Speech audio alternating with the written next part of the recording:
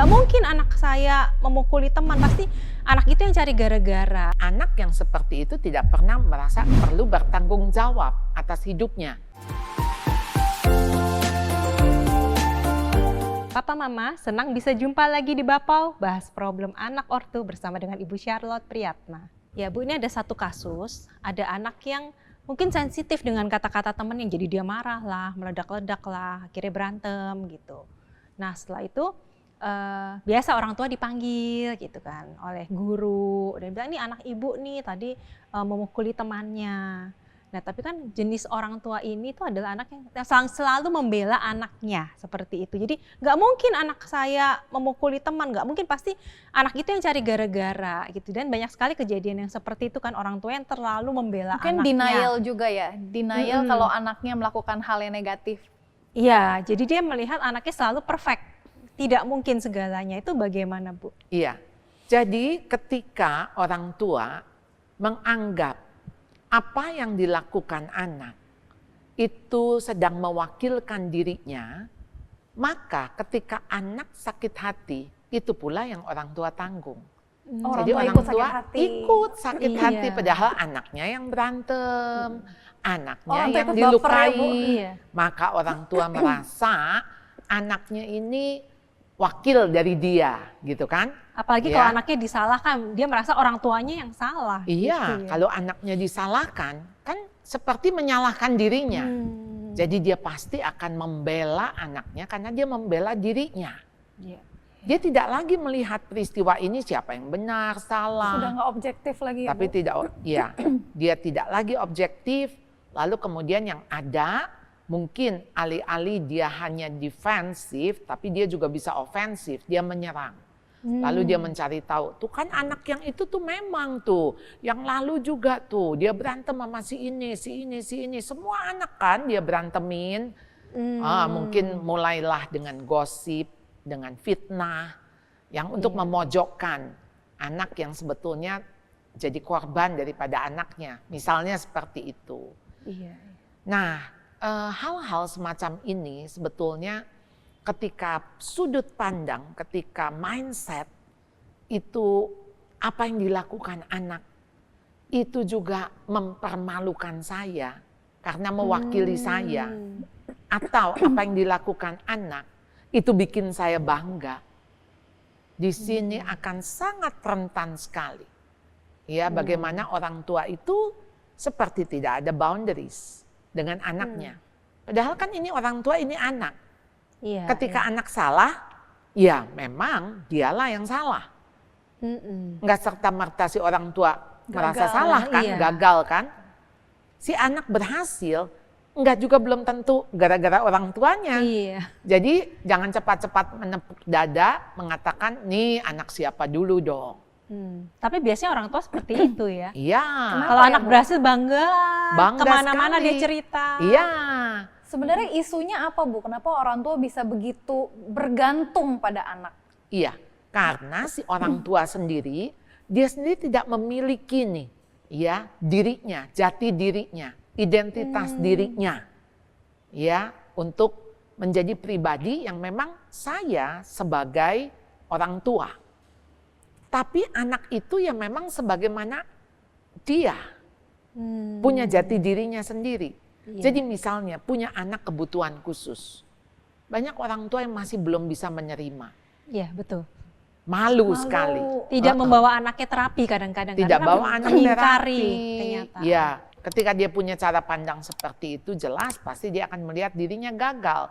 Dia melihat kok Tuhan menghukum dia dengan memberi anak yang seperti ini.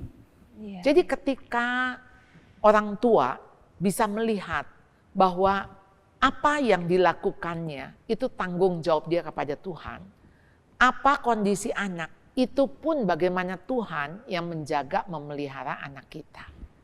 Sehingga tidak serta-merta orang tua dan anak ini menjadi satu kesatuan, ya, yang rasanya, wah ini anak dan orang tua, apa yang orang tua lakukan, anak juga jadi ikut, atau yang anak lakukan orang tua jadi ikut. Sebetulnya kita harus melihat ada batas. Dan batas itulah yang kita masing-masing sama-sama menjaga.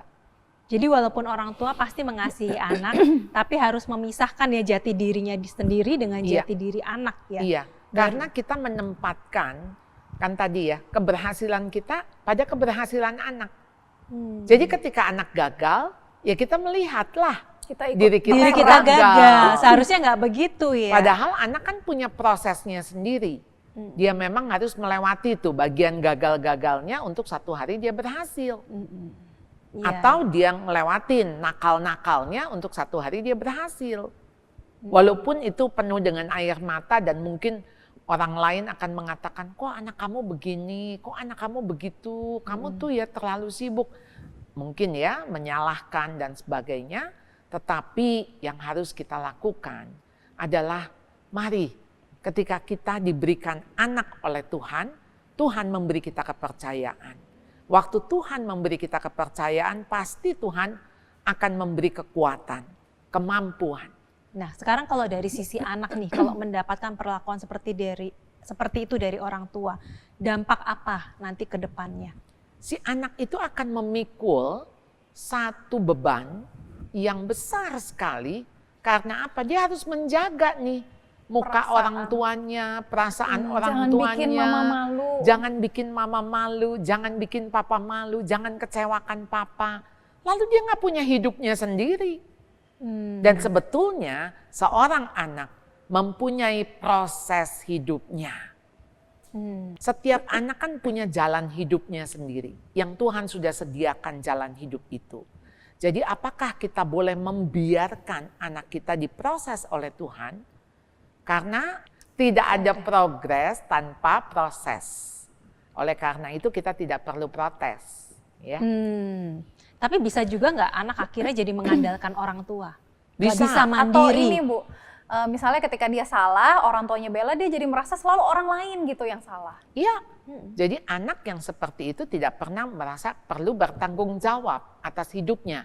Karena ada orang lain yang akan bertanggung jawab. Selama ini kan mamahnya, papahnya, keluarganya yang membela.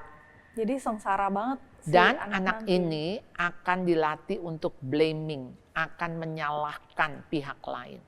Karena dia nggak perlu merasa bertanggung jawab, merasa menanggung konsekuensi akibat kesalahannya, karena yang menanggung orang lain.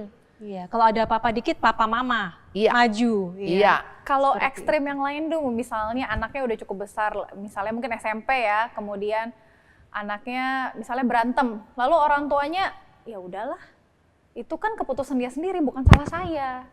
Ada juga ya Bu orang tua Iya. yang ekstrim satunya seperti itu tuh. artinya gimana? kan dia membiarkan si anak bertumbuh sendiri tanpa pendampingan. Dan kemudian si anak ya itu kan akibat kamu, ya kamu yang tanggung lah, kamu dipanggil sama polisi, kamu yang masuk penjara, ya udah. Apa yang dirasakan oleh anak? Berarti waktu anak merasa dibiarkan sendiri berjalan seperti itu, ya sudah, anak merasa ya dia kalau mau mati pun itu urusan dia. Oh. Iya kan? Itu dari sisi yang satu ya, Iya, karena karena dia dicuekin, tidak nggak merasa hidupnya ini diabaikan. sebetulnya ada kaitan dengan orang lain. Jadi kalaupun dia hidup, mestinya kan dia hidup untuk siapa? Ya, tentu untuk Tuhan. Tapi dia tahu dia hidup ini kan dia merasa memiliki dan dimiliki Iya. oleh papa mamahnya. Nah, kalau dia dibiarkan sendirian, ya dia akan merasa saya nggak memiliki dan saya nggak dimiliki. Ya kalau saya mau ngaco atau saya mau mati, ya itu urusan saya. Jadi Bu, kalau ada anak yang bertengkar di sekolah, sebenarnya pihak mana yang harus menyelesaikan? Iya, kalau kejadiannya di sekolah ya, anak bertengkar, ribut atau memukul dan sebagainya, harusnya pihak guru ya yang bertanggung jawab. Karena lebih tahu ya Bu kejadian yang sesungguhnya. Kejadiannya sesungguhnya seperti apa dan kita tahu ya, it takes two ya. Oh, untuk konflik. Untuk konflik, ya, untuk tango, tari tango kan perlu dua orang, Iya. ya, itu kalau tango ya. Tapi ini untuk bertengkar tuh perlu dua orang. Tapi biasanya kan orang tua kemungkinan dipanggil oleh pihak sekolah. Iya. Nah, sejauh mana orang tua boleh mengintervensi ini?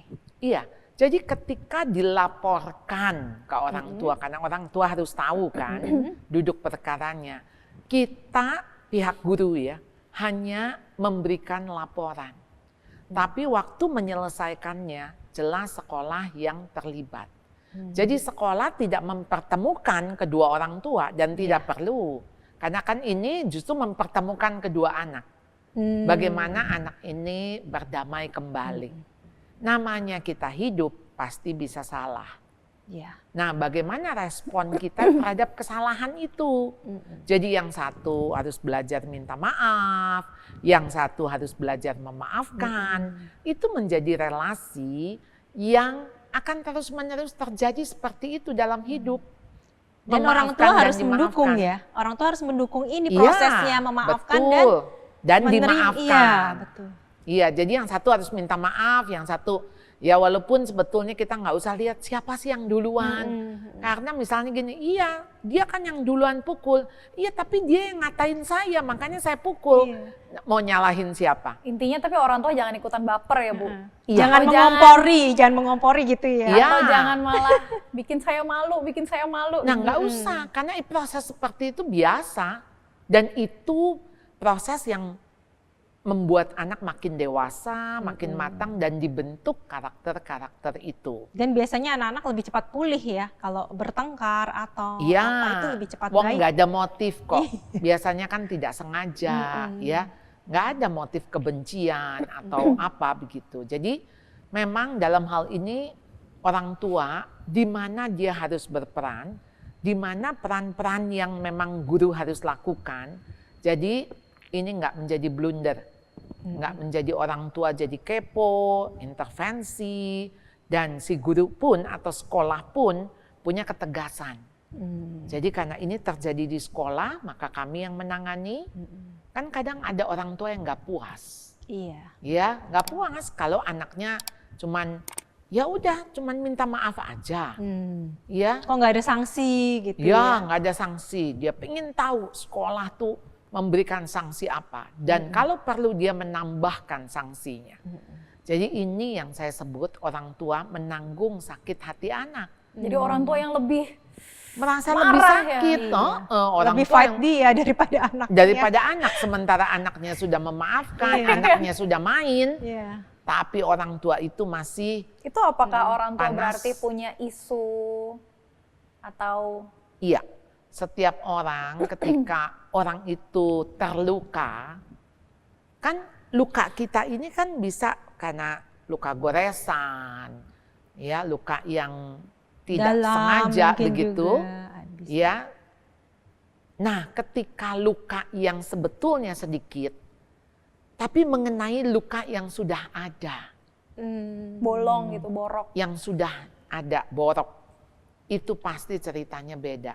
Sama begini, ketika kita ini kan nggak punya luka, lalu kemudian kan kebaret. Ada dong luka kan, luka Iya. kebaret, perih ya. Perih. Sama begini, di situ tuh ada borok, Atau ada bisul lah gitu. ada ya. bisul. Ketowel pula. Begitu kebaret, waduh. Wah itu rasanya. Itu apa namanya ya, meradang ya.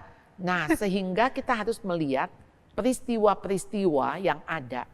Itu tuh bukan hanya kok begitu aja, kok marahnya kayak gitu ya, gitu.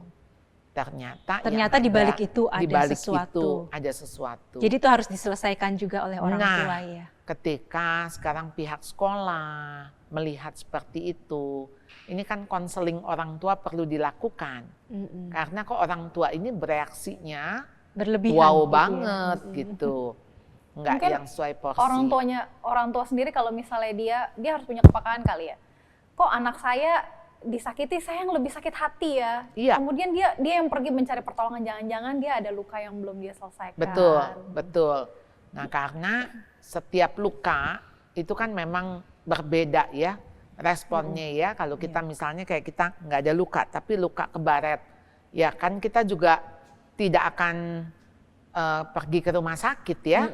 Kita cukup kasih apa namanya Obat sendiri di obat, rumah. kemudian lukanya gampang sekali kering. Tapi kalau itu sampai luka itu sampai Bernanah misalnya. iya gitu. bernanah dan sebagainya kan itu berarti perlu penanganan yang Iya. lebih serius. Setiap konflik pasti melibatkan dua pihak dan hanya perlu pihak pengampun dan pihak yang minta ampun.